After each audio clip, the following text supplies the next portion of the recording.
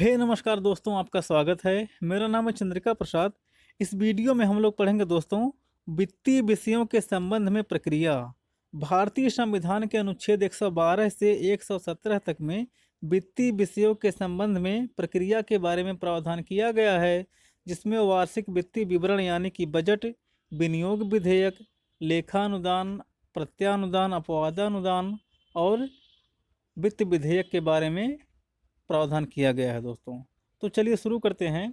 अनुच्छेद 112 से वार्षिक वित्तीय विवरण यानी कि बजट।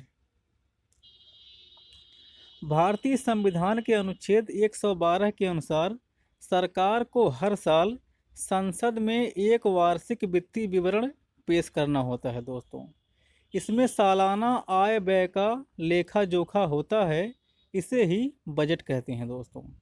वैसे संविधान में बजट शब्द का उल्लेख नहीं है, लेकिन व्यवहार में वार्षिक वित्तीय विवरण को बजट कहा जाता है दोस्तों। हमारे देश में बजट पूरे वित्तीय वर्ष के लिए पेश किया जाता है, जो 1 अप्रैल से अगले साल 31 मार्च तक के लिए मान्य होता है दोस्तों। लेकिन चुनाव या अन्य आकस्मिकताओं के कारण यह समय बदल सकता है दोस्तों, और कई बार बदला भी है। अनुच्छेद 112(1) इसमें लिखा है दोस्तों कि राष्ट्रपति प्रत्येक वित्तीय वर्ष के संबंध में संसद के दोनों सदनों के समक्ष भारत सरकार की उस वर्ष के लिए प्राक्कलित यानी कि अनुमानित प्राप्तियों और व्यय का विवरण रखवाएगा दोस्तों, जिसे इस भाग में वार्षिक वित्तीय विवरण कहा गया है। अब हम लोग पढ़ेंगे भारत की संचित निधि से किए जाने वाले व्यय। इसमें है नंबर 1, राष्ट्रपति का वेतन भत्ता तथा उसके पद से संबंधित आय। नंबर 2, राज्यसभा के सभापति, उपसभापति, लोकसभा के अध्यक्ष और उपाध्यक्ष के वेतन भत्ते आदि दोस्तों। नंबर 3, ऐसे ऋण का भार जिसका दायित्व भारत सरकार पर है। नंबर 4 दोस्तों, उच्चतम न्यायालय तथा उच्च न्यायालयों के न्यायाधीशों की वेतन भत्ते तथा भारत के नियंत्रक महालेखा परीक्षक के वेतन भत्ते व पेंशन दोस्तों। नंबर 5, किसी न्यायालय या माध्यम या अधिकरण के निर्णय, आदेश, पंचाट, भुगतान के लिए व्यय भी भारत की संचित निधि से दिया जाता है दोस्तों। और नंबर 6, संविधान द्वारा या संसद द्वारा भारत पोषित व्यय, यह सब भारत की संचित निधि से दिए जाते हैं दोस्तों। अनुच्छेद 113 है संसद में प्राक्कलनों के संबंध में प्रक्रिया। प्राक्कलन का मतलब होता है अनुमान लगाना, साल भर का एस्टीमेट। मंत्रालयों को चलाने के लिए रुपयों की ज़रूरत होती है, जिससे वे अपने विभाग के कामों को पूरा कर सके दोस्तों। इसके लिए सभी मंत्रालय संसद से अनुदान की मांग करते हैं। साल भर में किस मंत्रालय द्वारा कितना खर्च होगा, इसका अनुमान लगाया जाता है और उस अनुमान को बजट के साथ प्रकाशित कराया जाता है दोस्तों। मंत्रालय द्वारा किए गए मांग को संसद विनियोग विधेयक पारित करके भारत सरकार को भारत की संचित निधि से धन निकालने की अनुमति देती है दोस्तों। भारत की संचित निधि से किए जाने वाले व्यय से संबंधित अनुमान संसद में मतदान के लिए पेश नहीं किए जाते, किंतु संसद को मतदान के लिए व्ययों के प्रत्येक मद पर विचार विमर्श का अधिकार होता है दोस्तों। अब हम लोग पढ़ेंगे अनुच्छेद 114 विनियोग विधेयक। विनियोग विधेयक बहुत ही महत्वपूर्ण विधेयक है दोस्तों। यह क्या है, चलिए जानते हैं। संसद विनियोग विधेयक पारित करके भारत सरकार को भारत की संचित निधि से धन निकालने की अनुमति देता है दोस्तों।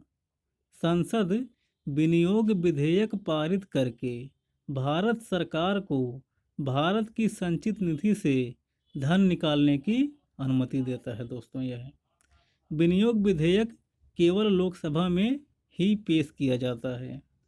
संचित निधि का प्रावधान भारतीय संविधान के अनुच्छेद 266(1) में किया गया है। भारत सरकार की संपूर्ण आय संचित निधि में जमा होता है और संपूर्ण व्यय भी संचित निधि में से होता है। संसद की अनुमति से ही संचित निधि से धन निकाला जाता है दोस्तों। लोकसभा द्वारा विनियोग विधेयक को पारित किए जाने पर इसे राज्यसभा को भेजा जाता है दोस्तों। लोकसभा द्वारा विनियोग विधेयक को पारित किए जाने पर इसे राज्यसभा को भेजा जाता है। राज्यसभा विधेयक को अपने यहाँ 14 दिन से अधिक नहीं रोक सकती दोस्तों, और ना ही उसमें कोई संशोधन कर सकती है। इसमें थोड़ा बहुत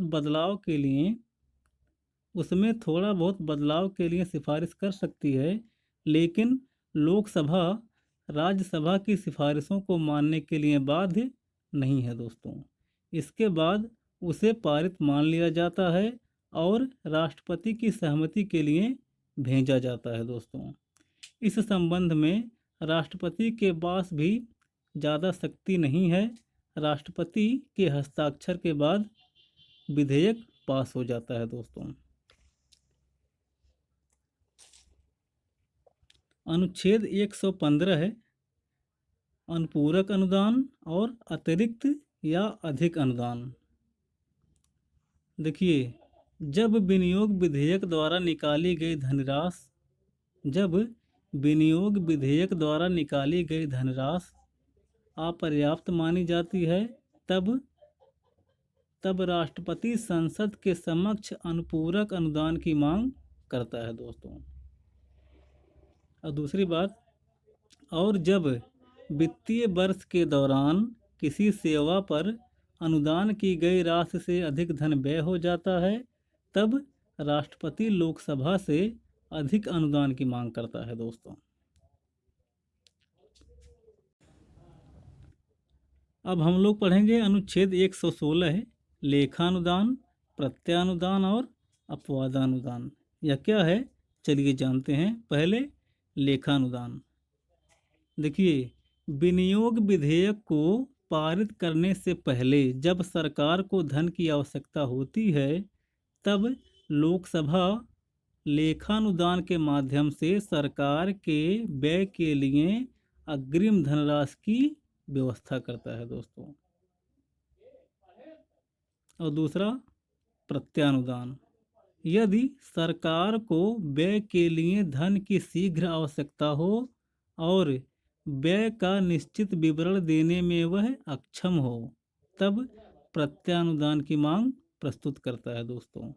प्रत्यानुदान कार्यपालिका के लिए एक ब्लैंक चेक के समान होती है, जो लोकसभा द्वारा प्रदान की जाती है दोस्तों। और तीसरा है अपवादानुदान। यदि सरकार किसी विशेष एवं निश्चित उद्देश्य की पूर्ति के लिए अनुदान की मांग प्रस्तुत करती है, यदि सरकार किसी विशेष एवं निश्चित उद्देश्य की पूर्ति के लिए अनुदान की मांग प्रस्तुत करती है, तो इसे अपवादानुदान कहा जाता है। यह अनुदान सामान्य वर्ष में किए जाने वाले व्यय के अतिरिक्त होता है दोस्तों। तीनों को जानते हैं संक्षेप में।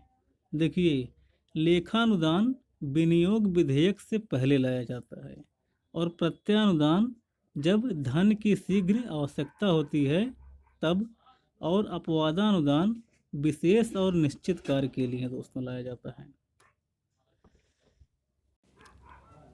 अब हम लोग पढ़ेंगे अनुच्छेद 117 है वित्त विधेयकों के बारे में विशेष उपबंध। इसमें क्या है, चलिए जानते हैं।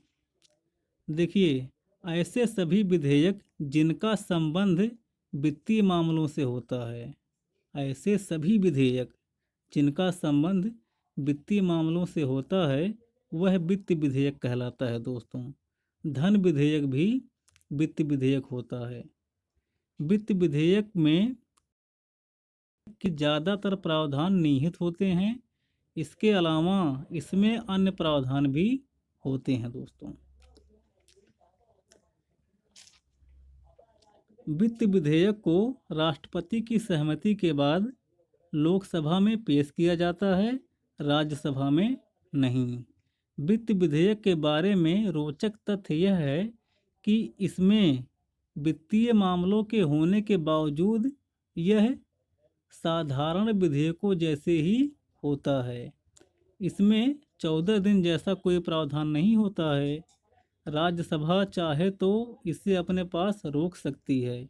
इसमें संयुक्त बैठक जैसा प्रावधान भी है तथा राष्ट्रपति भी इसे पुनर्विचार के लिए लौटा सकते हैं दोस्तों।